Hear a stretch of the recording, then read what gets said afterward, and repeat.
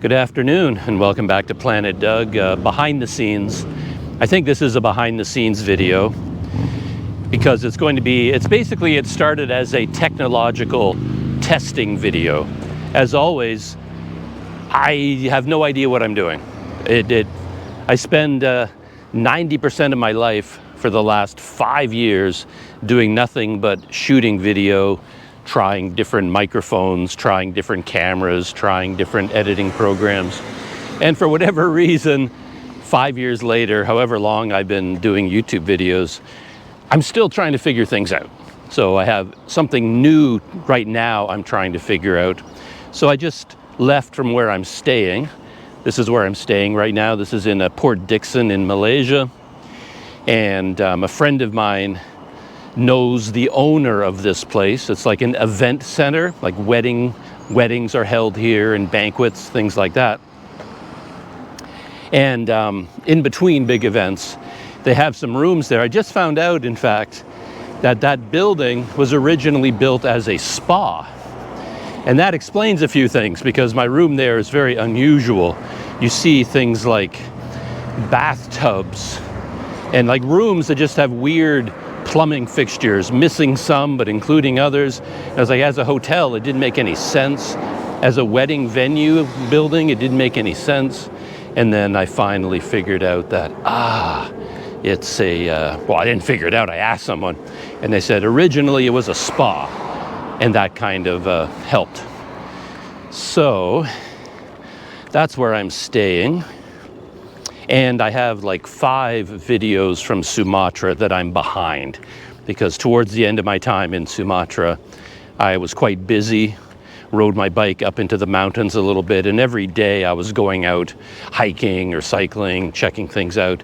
And as soon as you start being very active and you do something every day, you very quickly fall behind in your video editing and posting, video production. So I've got a little bit of a backlog, so I'm staying here while I work on those videos, trying to get all caught up.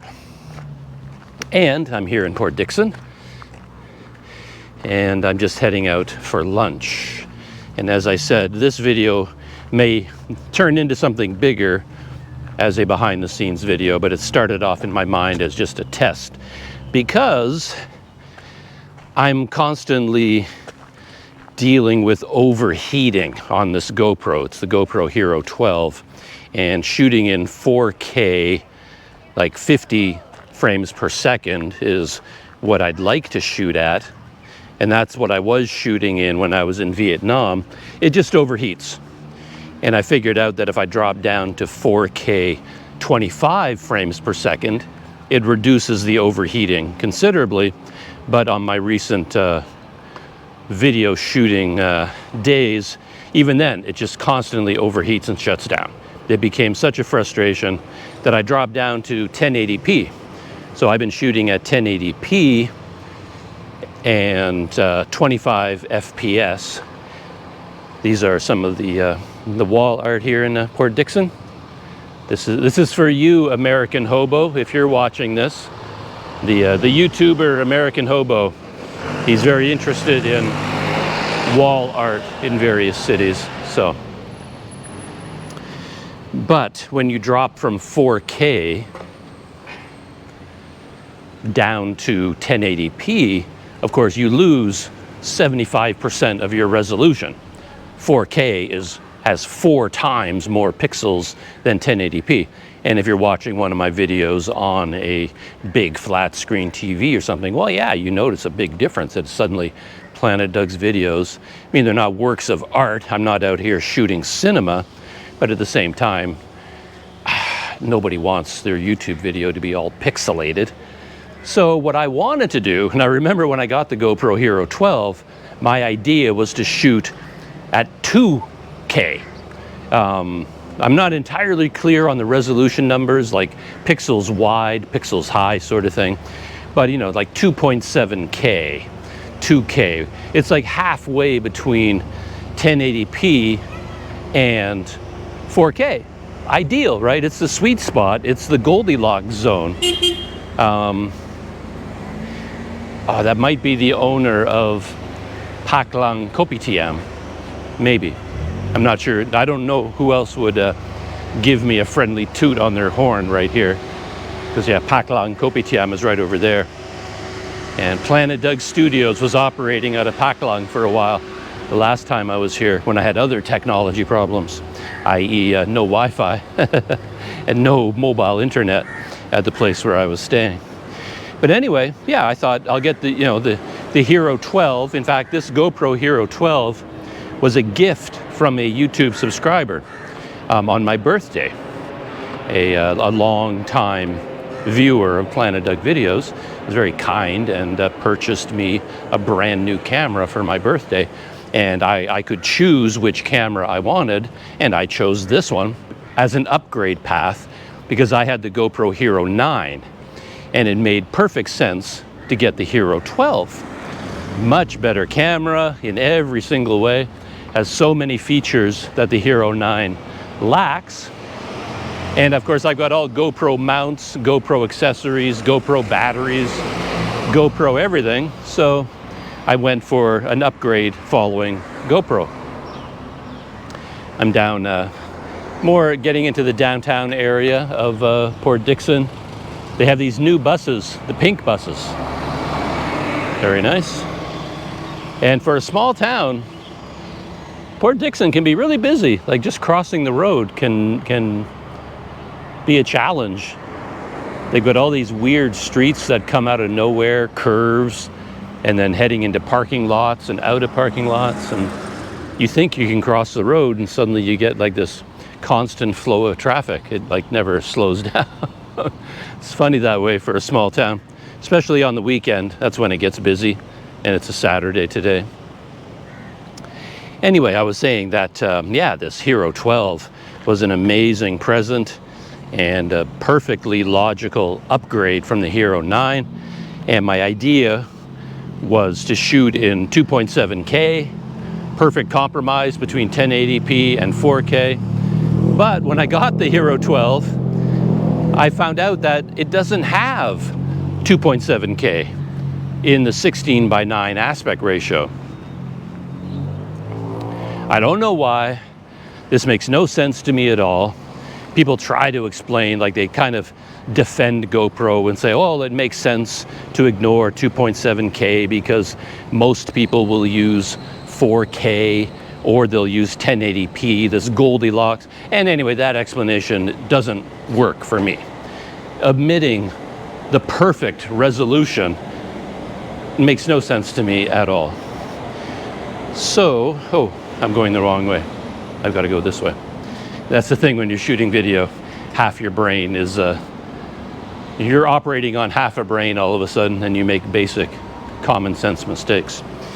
But anyway, there is no 2.7K at 16:9. Well, it is there, but they've reserved it for slow motion. So the only option is to have it at 200 or 240. It's either 200 or 240 frames per second. It's a slow motion resolution. That's your only option. You can't shoot 2.7K at 30 frames per second or even 60 frames per second. Your only choice is 200. And of course, when you're shooting at 200 frames per second, camera overheats, shuts down in minutes. It's just like you can't use it basically. So basically I ended up getting a camera where I can't use 2.7K. So I have to choose between 4K and 1080p. Very long technical explanation there, but that is what I've been facing for a long time. And the one way to get around this, even slightly, is to shoot not in 16:9, but if you use more of the sensor, you can shoot in 2.7K using a 4:3 aspect ratio at 50 frames per second. So that's my only option, 4:3 at 50 frames per second. Then I can use 2.7K resolution. But of course, YouTube videos are not in 4:3, they're in 16:9. And I experimented with this one time before, where I shot in 4:3 at 2.7K, and then in your editing program, you just crop in and you change it to 16:9. And I was doing that in DaVinci Resolve. But, I mean, I can't remember the details anymore, but it was a disaster. It just wouldn't work. I could not figure out how to do it. DaVinci Resolve is not a user-friendly program, and it's very complex. It can usually do anything you want it to do, but they make it as hard as possible, or as complex as possible, as non-intuitive as possible. And whatever I was doing back in those days, I just thought I could shoot in 4:3, try to keep the main subject centered in the video, and then just click one button and change it to 16:9. But when I tried to do that, a dozen things went wonky. All kinds of things went wrong, and it was just a huge disaster. But I'm a little bit smarter now. I've done a lot more video editing with DaVinci Resolve since those days, and I'm trying again. So that was a very long story to explain what I'm testing. I'm fine, thank you. How are you? That right now on the GoPro, I have it set to 4:3 aspect ratio and 50 frames per second. So those are the camera settings that I'm using.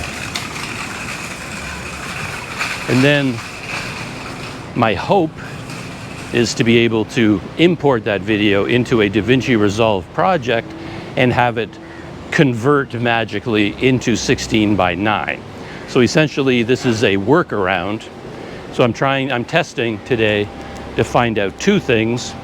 One, can I convert it to 16:9 without losing my mind? How difficult or easy will that be? And two, shooting in 2.7K, will the GoPro overheat? So that's why I've been keeping the camera running all this time. I don't know how long it's been exactly. Maybe I can look at the back of the GoPro and oh, I'm from Canada. Canada, very nice meeting you. Yeah, you too. I'm Malaysian, but I've traveled a lot. Oh yeah? Because I went to Germany. I was in Düsseldorf. I was working with the Henkel KGA. You're working there. I earlier went for some training, but for a short while I was there. I see. I see. So they have another factory over here in Malaysia, Henkel. Oh, okay. I think I know the name. Henkel. Very famous. Henkel. I'm keeping the GoPro running, continuing my test of overheating, but a local man just stopped his car to have a chat with me. He saw my GoPro, and he says he's also a bit of like a traveler, so he just wanted to have a chat at the side of the road. So yeah, I'm not going to film, but I'm going to just keep the camera running to test the overheating. I'm doing a little bit of a camera test today. You can take a photograph of me also, you can show them. This is my card. Okay. This is my business card. I also have another business in KL, doing an oil and gas product. Wow. I'm an oil and gas engineer, plus also electrical engineer. The other card is shortage, but this is mainly, it's my own company also. I see.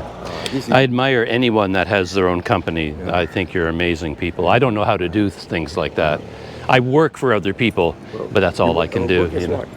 Well, in the past, I worked just as an English teacher, English editor and writer. Okay. But yeah, now this is my card from my YouTube channel, Planet Doug. Okay. You're in Canada? Yeah, I'm from Canada, but.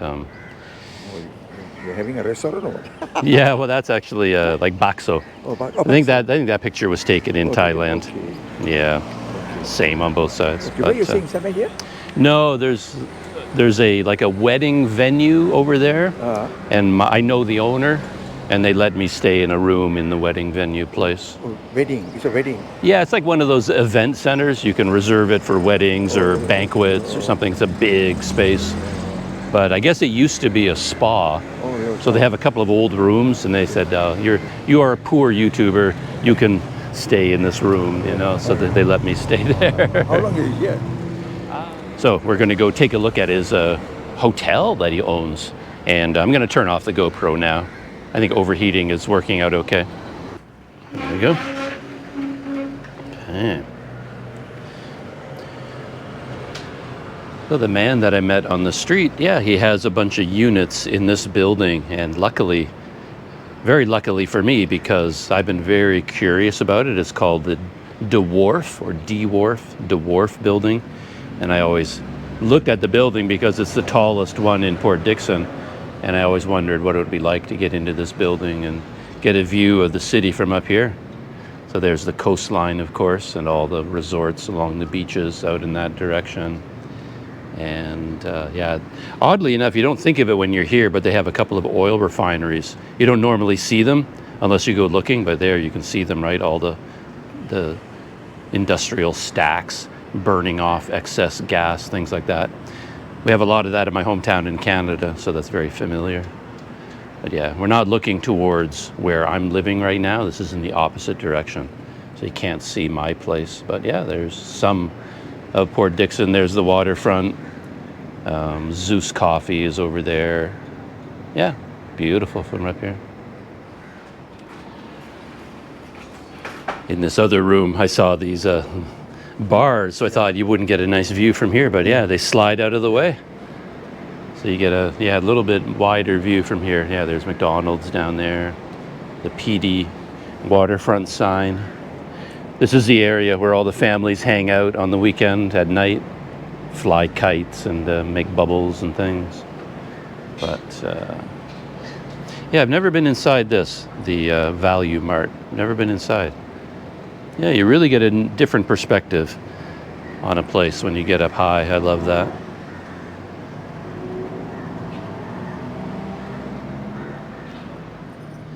So this is the the swimming pool at the Dwarf down there. It's part of the complex. And so we're up on the 10th floor now, which is amazing. I can't believe I managed. I was just talking about how I really always wanted to go up in this building to look around, and here I am. I got the chance. Look at that. All of Port Dixon down below me now from the 10th floor. That is amazing. That is so cool. And right there, that's the wharf for the ferry that goes to Sumatra right over there. And that little island out there that I pointed out. Yeah, this park here is a bit of a mystery to me. I've seen the sign pointing to this park, and I think it's just open to the public, but I don't think very many people know about it or go there. But yeah, it's always freaky to be this high and looking straight down. That sense of vertigo that you get, I love it. So this is one side of Port Dixon. And over here on the other side is the other side of Port Dixon. So you don't mind being in my experimental video, Michael? Yeah, okay. You don't mind being in the video? Yeah, sure. So this is Michael, who, yeah, he was very kind, met me on the street, and he invited me to come, yeah, see this building. I've always wanted to come up here. So thank you, Michael. And yeah, we can take a look out the other side.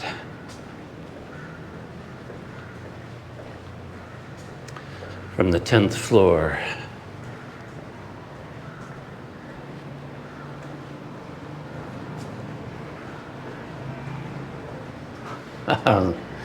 That is amazing.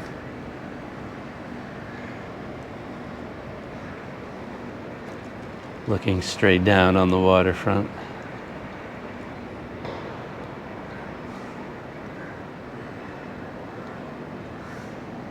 This is what you do when you don't have a drone. You just take the elevator up to the 10th floor.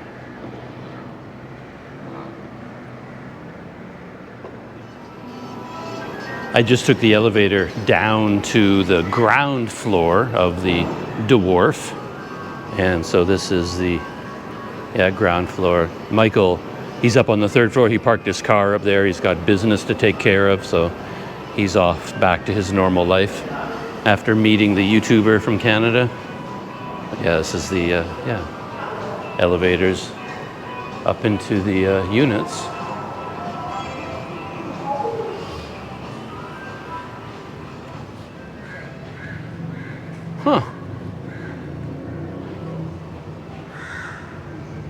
Dwarf Hotel and Serviced Residences.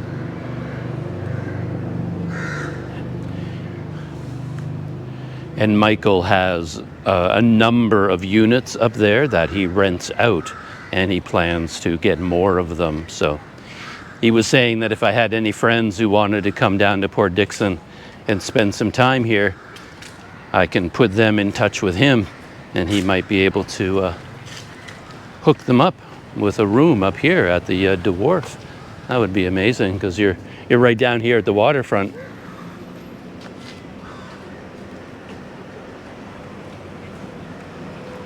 And once I walk a little bit farther in this direction, I can turn around and show you the building itself and why I was so interested in it. The main reason is the height. It's like the tallest building, certainly the tallest building on the waterfront, maybe the tallest in all of Port Dixon. But I was way up at the very top, and that's how I got the view.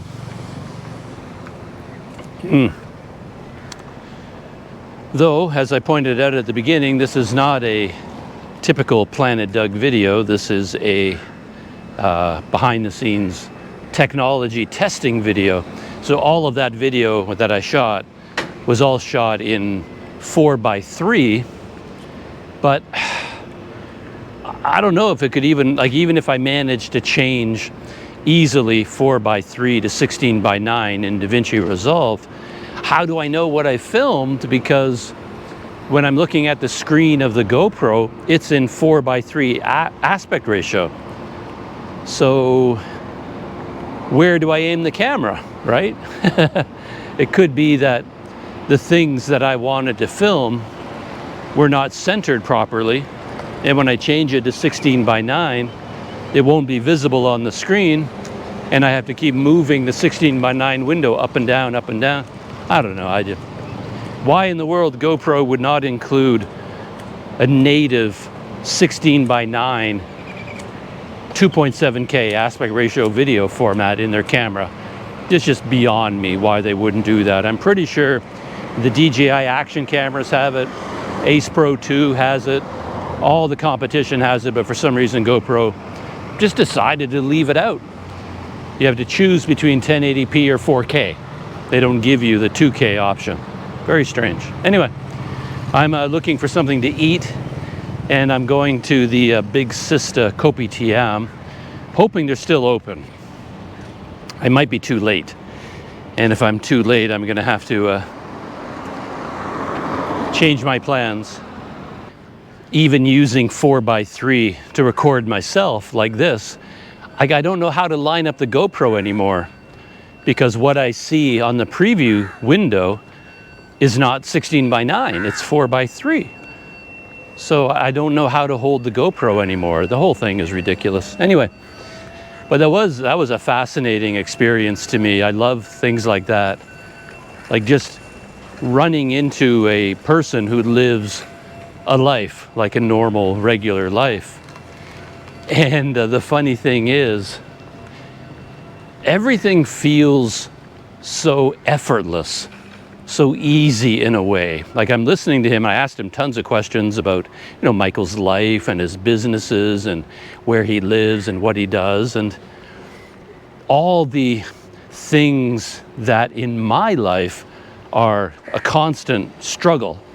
Simply food, accommodation, shelter, like just the simple things of life are really hard to deal with. And of course, being a low budget sort of lifestyle person, I'm staying in rooms that offer constant difficulties and challenges. Like where I'm staying right now, I mean, it's a very uncomfortable place with so many rough edges and problems. And then I meet him, and he's like, oh, come on up to my little bachelor pad here in Port Dixon. He has a nice kitchen and a fridge and this and that. He's got several units, and he pops open the fridge and says, hey, do you want a cold beer? And I'm like, are you kidding me? I would love a cold beer. I mean, the last time I had a cold beer, it's like ancient history. And he's got a fridge just stacked with them. I could spend the whole day there just sort of enjoying cold beer. But I don't know. It's fun to get that little look into local life. I'm too late. I kind of knew it would happen. I was coming here to get wonton mee, my favorite place there at Big Sister Kopitiam. And I knew I was going to get there just in time. But because I stopped to hang out with Michael for a little bit, I got there and they sadly said to me, we just closed. No more. And this is a funny thing I found about being in Port Dixon this time. I'm having so much trouble communicating with people. It's kind of weird. I'm feeling it really strongly because when I was in Sumatra, of course, I couldn't communicate with anybody. And you have to work really hard to communicate. And you use Google Translate to do that. And that just becomes the norm. But then when I was coming back to Malaysia, I was thinking to myself, oh, it's going to be so nice to be able to just talk, just speak in English, understand everybody, be understood, especially when it comes to arrangements about accommodation, about food, about specific dates and times and logistics. Being able to speak the same language makes life so much easier. And I really had that in my mind that, oh, get back to Malaysia. It's going to be so amazing. But ever since I got to Malaysia this time, I can't talk to anybody. I don't know what's going on. They don't speak English at Big Sister Kopitiam. And I know they have other food there. My wonton mee place is closed. Actually, I went there the other day and they were also closed. But they did have some other food I could order. But it was a huge problem. I could not figure out what they were talking about. Like, okay, you have other food here. Like, what do you have? And we're trying to communicate, and I couldn't understand a word they were saying. And they were trying to explain to me. And by the time you're done trying to figure out what kind of food they have, how they can make it, and how much it... you've died of hunger by the time you get all the language barrier figured out. So this time, wonton mee place is closed, but I think I could get other food there, but I couldn't face it. The language barrier is just, it's language and cultural barrier. I just cannot communicate with anybody in Port Dixon this time. Everywhere I've gone, it's been a big problem. People that I would expect to be able to communicate easily, yeah, I just haven't had the experience that I was thinking about. And all of these communication issues is one of the reasons I end up eating at a lot of self-serve places. So I was walking along here thinking where else I could go, and I passed a few places where you have to sit down at a table and someone comes over to you, and all the local people, they know what they make there. They know everything about it. They don't need information, but I'll sit down there and there's no way I can find out, well, what do you make here? And I'll go through their whole menu and then say, no, we can't make that, we can't make that. Well, anyway, it's a big hassle. So if I see a place like this is my dream, where you get your own rice here, put it on a plate, and then you just pick whatever you want. Unfortunately, I didn't notice this until the end. I actually wanted some simple chicken like that, but I didn't see it. But yeah, so this is the kind of place where I like to eat, simply because it's just easier to get your food. And this is what I ended up with, just some rice and veggies and more of a fancy piece of a chicken there, and that's it. That was a great lunch, really, really good. I was disappointed that I didn't see the normal breaded fried chicken there, because it's the easiest chicken to eat. So I ended up getting this. I didn't even know whether it was chicken or fish, or it was hard to tell. It was covered in so much sauce, but I just grabbed it and it turned out to be chicken, but harder to eat because of all the gooey